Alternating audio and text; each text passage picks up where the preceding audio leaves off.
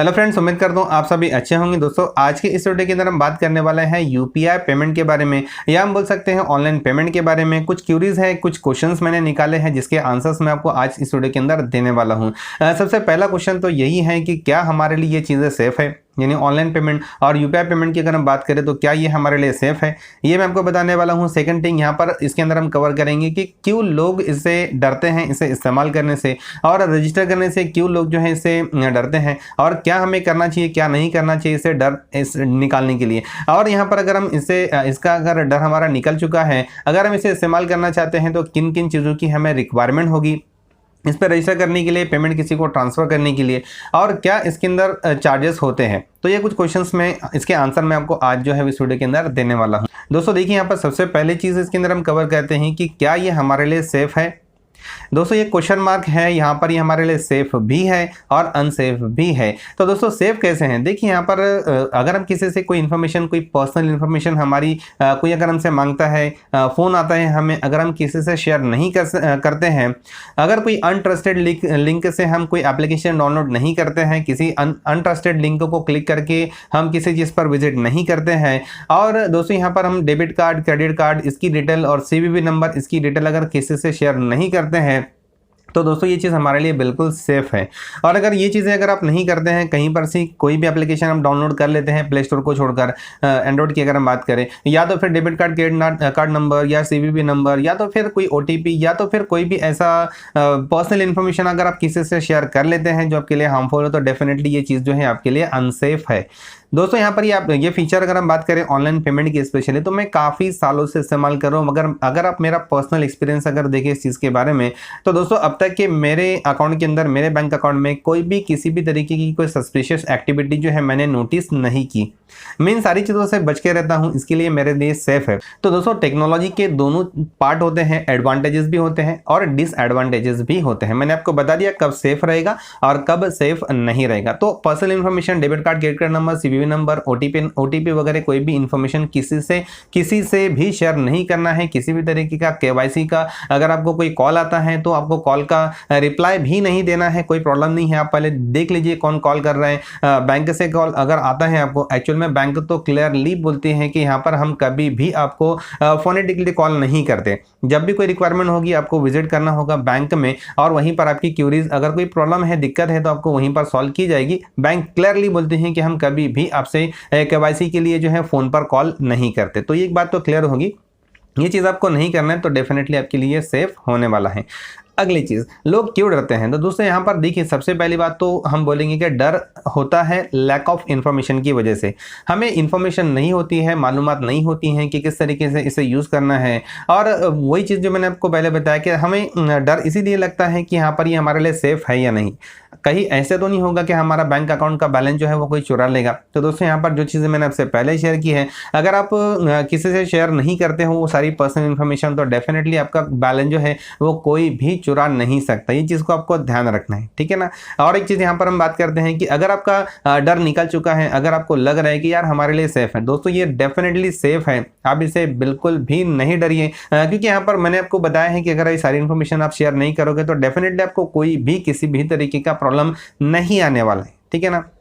अगले पॉइंट पर चलते हैं। अगला क्वेश्चन था हमारा कि क्या रिक्वायरमेंट होगी हमें अगर इस फैसिलिटी का इस्तेमाल करना है। तो दोस्तों देखिए कुछ बेसिक से रिक्वायरमेंट है। सबसे पहले तो एक एक्टिव बैंक अकाउंट की हमें रिक्वायरमेंट होगी, एक्टिव बैंक अकाउंट जो हमारा शुरू है, ठीक है ना। उसके बाद यहाँ पर अगर बैलेंस नहीं भी रहा तो भी कोई प्रॉब्लम नहीं है, आप रजिस्टर तो कर पाओगे, बैलेंस ट्रांसफर नहीं कर पाओगे, ले तो पाओगे, ठीक है ना। तो यहाँ पर एक चीज़ तो यह होगी कि एक्टिव बैंक अकाउंट की आपको रिक्वायरमेंट होगी।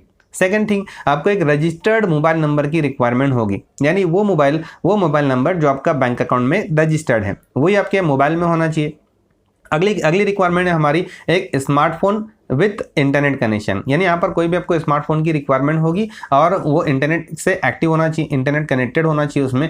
तो दोस्तों इतनी बेसिक से रिक्वायरमेंट है, यानी यहाँ पर active bank account number, registered mobile number और आपको एक स्मार्टफोन विद इंटरनेट। तो इतनी रिक्वायरमेंट है तो आप फिर बहुत ही आसानी से जो है इस फैसिलिटी का यूज़ कर पाएंगे।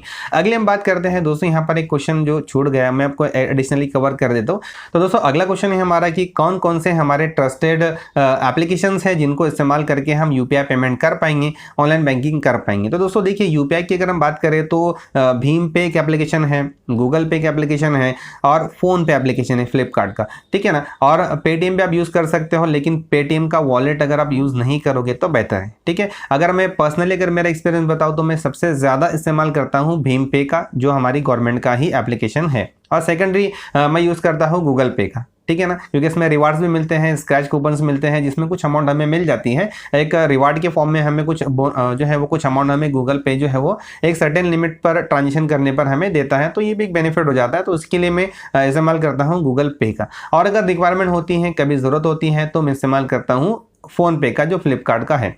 ये कुछ एप्लीकेशन है। हालांकि इसके अलावा और भी बहुत सारे एप्लीकेशन हैं जिनका इस्तेमाल आप कर सकते हो यूपीआई पेमेंट के लिए, लेकिन दोस्तों यहाँ पर ये सेफ है। जितना मैंने प्रैक्टिकली फेस किया है, ये तीनों एप्लीकेशन जो है अब तक के मेरे पर्सनल एक्सपीरियंस के अंदर जो है वो कहीं भी कोई प्रॉब्लम जो है इसके अंदर मुझे नहीं आया है। ये तीन एप्लीकेशन जो वो ट्रस्टेड है, भीम पे, गूगल पे और फोन पे, ठीक है ना। पेटीएम का आप ई वॉलेट इस्तेमाल मत कीजिए, केवाईसी आप पर्सनली जो है वो उनके सेंटर पर जाकर कर लीजिए, और इसको directly bank to bank transfer के लिए इस्तेमाल कर सकते हैं, ये काफ़ी बेस्ट होता है। तो ये 4 एप्लीकेशन हैं, इसके अलावा भी बहुत सारे एप्लीकेशन हैं, आप इनमें रजिस्टर कर सकते हो। तो ये ट्रस्टेड एप्लीकेशन हैं, ठीक है ना। उसके बाद हम लास्ट हम बात करते हैं इसके क्या क्या चार्जेस होते हैं।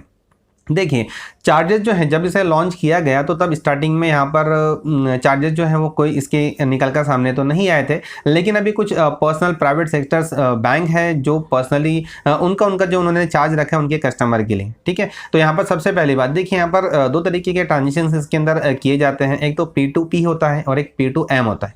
P2P मतलब पेयर टू पेयर, हम बोल सकते हैं पर्सन टू पर्सन, और दूसरा होता है P2M यानी पर्सन टू मर्चेंट, ठीक है ना। तो ये दूसरा होता है। तो यहाँ पर ये दोनों के लिए, जिसमें पहला मैंने आपको बताया P2P पेयर टू पेयर या पर्सन टू पर्सन, तो दोस्तों इसके लिए जैसे कि हम बात करें कोटक महिंद्रा या तो फिर एक्सिस बैंक्स, इन्होंने स्टार्टिंग के इन्हें हर महीने के अंदर पहले 20 ट्रांजेक्शन को एग्जेम्प्टेड रखा है, ये छूट रखी है, इन्हें इसमें कोई भी चार्जेस हमें देने की जरूरत नहीं है।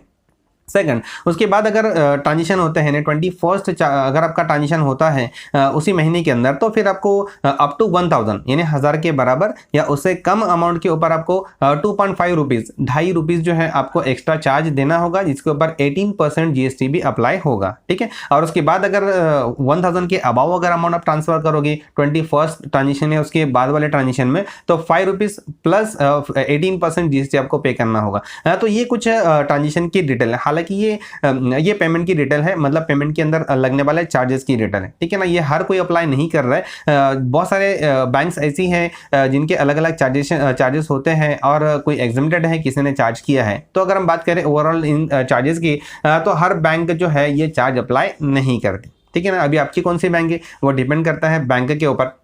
तो दोस्तों बस इतनी इन्फॉर्मेशन थी इस वीडियो के अंदर। उम्मीद है जो भी इन्फॉर्मेशन मैंने आपसे शेयर की आपको अच्छी लगी होगी। अगर आप इन सारी चीज़ों से सेटिस्फाइड हैं, इस वीडियो को लाइक जरूर कीजिए, इस वीडियो को अपने दोस्तों से ज़्यादा शेयर कीजिए, ताकि अगर वो नहीं जानते हैं, अगर वो डरते हैं यूपीआई पेमेंट के को यूज़ करने में, तो उनका भी डर निकले, वो भी टेक्नोलॉजी में आगे बढ़े, वो भी इन सारी फैसिलिटीज़ को इस्तेमाल कर पाए। और अगर आपने अब तक के आपके ही टेक्निकल चैनल टेक्निकल बोनस को सब्सक्राइब नहीं किया है, तो इसे सब्सक्राइब कर लीजिए, साथ ही बेल आइकन को भी प्रेस कर लीजिए, ताकि जब भी कोई नया वीडियो इस चैनल पर आए तो आपको इसका मैसेज मिले और आप उस वीडियो को देखकर अपने नॉलेज को बढ़ा पाए। तो दोस्तों जल्दी ही मिलेंगे एक नए और बहुत ही यूजफुल और इंटरेस्टिंग नॉलेजेबल टॉपिक के साथ। तब तक के goodbye and take care.